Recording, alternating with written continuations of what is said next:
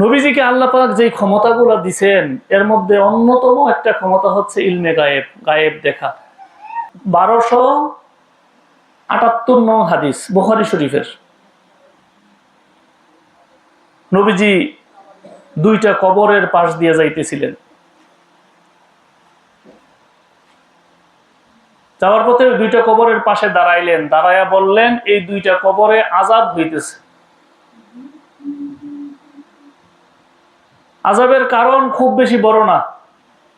একজন চুগলখুরি করত, একজনের কথা আরেকজনের কাছে লাগাইতো, যেটা কয় চুগলখুরি। একজন চুগলখুরি করত, আরেকজন প্রস্রাবের ব্যাপারে সচেতন থাকতো না। এই কারণে তাদের কবরে আযাব হইতেছে।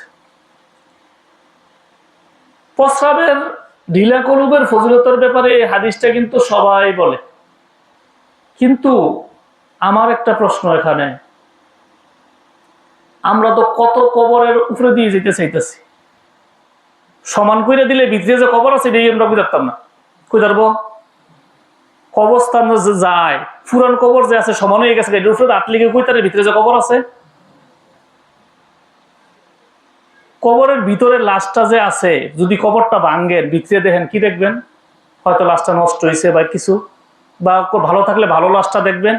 এটার উপরে যে আযাব হইতেছে এটা দেখা যাইব। কেউ যদি জেলখানাত যায়, ধরেন কোন একটা জেলখানাত গেলেন, গিয়ে দেখলেন কিছু লোক জেলখানায় বন্দি আছে, এই লোকটার দেখে কি আপনি কই পারবেন কি কি অপরাধে তারা জেলখানাত আটকাইছে, কোন যাইব? এখানে কয়েকটা বিষয় খুব ভালো করে খেয়াল করেন। এক নম্বর বিষয় হচ্ছে নবীজি কবরের সাথে দাঁড়াইলেন, দাঁড়ায় কি কইলেন, দুইটা কবর আযাব হইতেছে। এটা কি গায়েব না? গায়েব না? এটা কবর কি গায়েব নেই? কবরের ভিতরে কি হইতেছে, এটা গায়েব না? দুইটা কবরে আযাব হইতেছে, এক নম্বর বিষয়। দুই নম্বর বিষয় হইছে দুইজন লোকের উপরে যে আযাব হইতেছে, একজনের আযাব হইতেছে সে দুনিয়াতে চুগলখুরি করত, আযাব যে হইতেছে কবর ওইটা দেখছে এমন না, সে দুনিয়াতে কি করেইছে, কি কারণে আযাব হইতেছে সেটাও কই দিছে। আরেকজন চুগলখুরি করতো, আরেকজন প্রস্রাবে সচেতন ছিল না, প্রস্রাবের সিধা কাপড় পরে থাকতো, এটার ব্যাপারে খেয়াল করতো না, প্রস্রাব ভরলে এটা অবহেলা করতো। এই দুই কারণে আযাব হইতেছে। দুনিয়াতে কি করছে সে আমলটা পর্যন্ত নবীজি করে দিছে। গায়েব না এটা? এই বুখারী শরীফের হাদিস, এটা আমরা চেয়ে বেশি হার আলোচনা করে। কেন আলোচনা করে জানেননি? আমি কিন্তু এটা বললে সেটা নবীজির শান বুঝাইছি।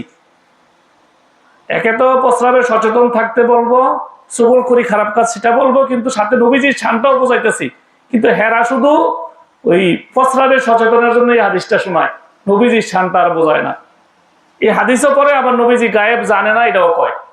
তো গায়েব না জানলে এটা কইছে কেমনে?